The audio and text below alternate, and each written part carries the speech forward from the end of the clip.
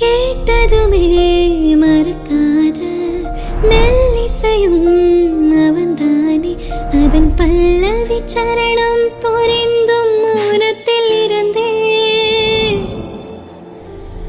ஒரு கரையாக அவன் இருக்க, மறு கரையாக நான் இருக்க, இடையில் தனிமை தழும்புதே நதியாய்.